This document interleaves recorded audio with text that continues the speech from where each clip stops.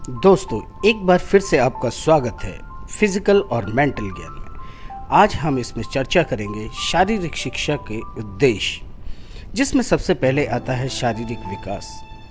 दोस्तों, किसी मनुष्य के सुंदर शरीर को अलग अलग तरीके से परिभाषित किया गया है। किसी ने कहा ये स्वस्थ शरीर 1000 नेमत है, तो किसी ने इसे कहा स्वस्थ शरीर में देवताओं का वास होता है इत्यादि। लेकिन स्वस्थ या सुंदर शरीर का विकास कैसे होता है, इसे कैसे तैयार किया जाता है, इसमें शारीरिक शिक्षा का बहुत बड़ा योगदान होता है। शारीरिक शिक्षा ही हमें अपने शरीर को स्वस्थ रखने का तरीका बताती है। लोग इस शिक्षा को महत्व नहीं देते, लेकिन किसी भी कार्य को परिणाम देने के लिए हमें शरीर, और वो भी स्वस्थ शरीर की आवश्यकता होती है, क्योंकि रोगी शरीर हमें अपने कार्य करने में रुकावट करता है। इसलिए हमें एक स्वस्थ शरीर की आवश्यकता होती है, जो कि हमें शारीरिक क्रियाओं के द्वारा प्राप्त हो सकती है। और ये क्रियाएं हमें केवल शारीरिक शिक्षा के द्वारा ही प्राप्त होती है। हम अपने को बनाने के लिए किन किन क्रियाओं को और उन्हें कैसे किया जाता है, ये हमें शारीरिक शिक्षा से प्राप्त होता है। दोस्तों, शरीर को बनाने के लिए और कोई भी तरीका नहीं होता, वो केवल हमें शारीरिक शिक्षाओं के द्वारा ही प्राप्त होता है। यदि हम सोचें हमें अपना सुंदर शरीर केमिस्ट्री के थ्रू बना लेंगे या गणित के थ्रू बना लेंगे, ये संभव नहीं है। इसके लिए हमें शारीरिक शिक्षा का ज्ञान होना ही चाहिए। शारीरिक शिक्षा का ये एक प्रमुख उद्देश्य है। जी, अब हम बात करेंगे अपने दूसरे उद्देश्य की, जो है मानसिक विकास। आज तक हम अपने बड़ों और बुजुर्गों से सुनते आ रहे हैं कि एक स्वस्थ शरीर के अंदर एक स्वस्थ दिमाग का वास होता है।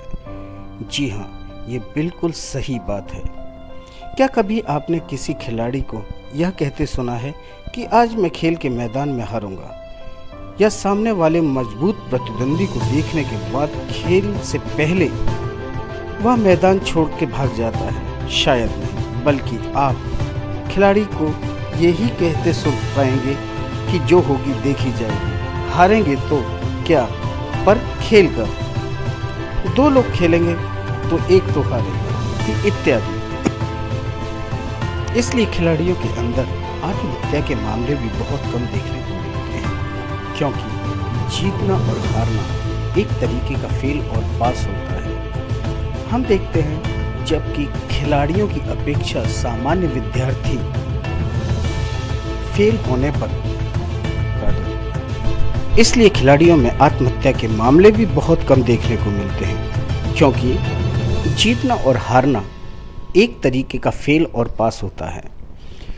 हम देखते हैं खिलाड़ियों की अपेक्षा सामान्य विद्यार्थी फेल हो जाने पर कई बार आत्महत्या कर लेते हैं, जबकि एक खिलाड़ी इस चीज़ को रोज़ फेस करता है, उसका रोज़ सामना करता है, इसलिए उसके दिमाग में ये बात बैठ जाती है कि हमें मेहनत करनी है और जीतना है।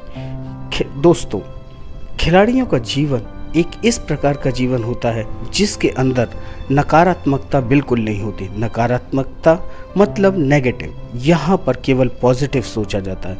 अगर सारे विद्यार्थी इस तरीके की शिक्षा लेते हैं जिसमें केवल पॉजिटिव सोचने, सकारात्मक सोचने की शिक्षा मिले, तो सारे के सारे लोगों का मानसिक विकास बहुत ऊपर पहुंच जाएगा। और ये शारीरिक शिक्षा का परम उद्देश्य है कि लोगों के अंदर एक मानसिक विकास को